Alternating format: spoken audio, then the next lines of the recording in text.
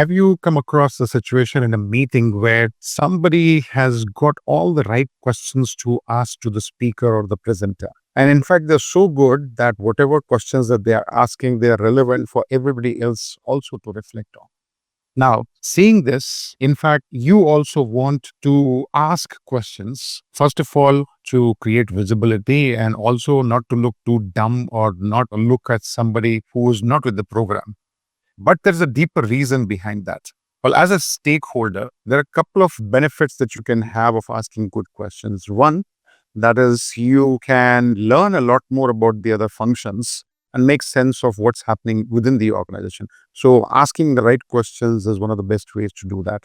And the second thing is, you are also doing this service if you are not stress testing the ideas presented by the other stakeholders within the organization. And I remember an incident somewhere I read about Shubhrato Bakshi, who started Mindtree company, and he used to work at Wipro before. And in one incident, he had an argument with Azim Premji. They had a heated argument because of a difference of opinion.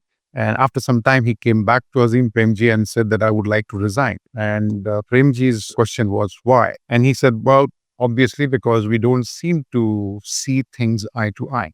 Azim Premji's answer was, isn't that exactly the reason why you should be here? Because if both of us are looking at the same thing the same way, then one of us is redundant. I think it's a powerful reason for you to be able to ask the right questions to the stakeholders when the stakes are high. The question is, how do you do that? So I have also struggled with the same thing in different meetings and for maybe the same reasons, not to look dumb and to be able to understand things better.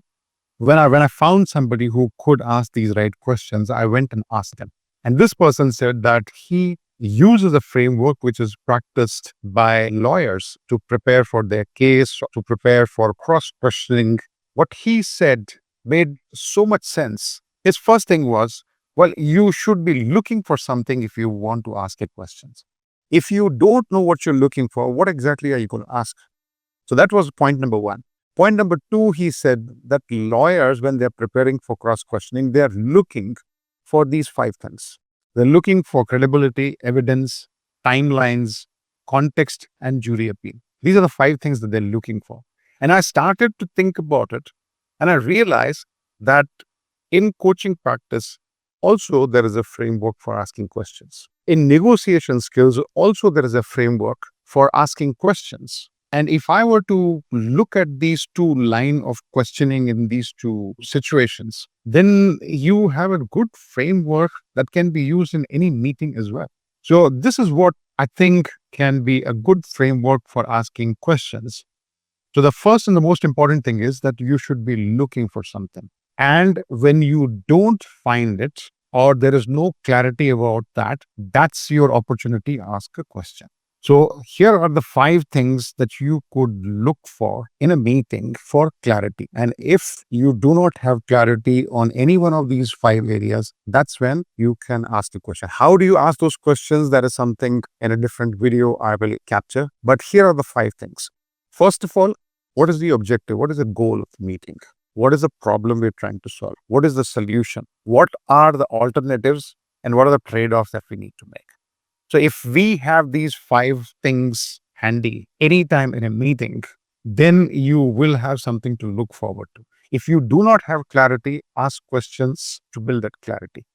Now, when I started to practice this in my own coaching, I realized that even though I was following this framework for asking questions to build deeper understanding of my client's situation, what I realized that after I got this aha moment, I probe a little bit deeper and longer unless and until I have got absolute clarity on that situation. And I have an agreement with my client that this is what we are looking for, we don't move forward. So I wouldn't recommend that you do that in a meeting and get anal about it. But yes, that gives you enough reason to ask a question, not only to look intelligent, but also to be able to make sense of things that you do not understand. So I hope this is helpful. And one last thing, these frameworks are simple. There's no rocket science in that one. I think the value is in your ability to practice it.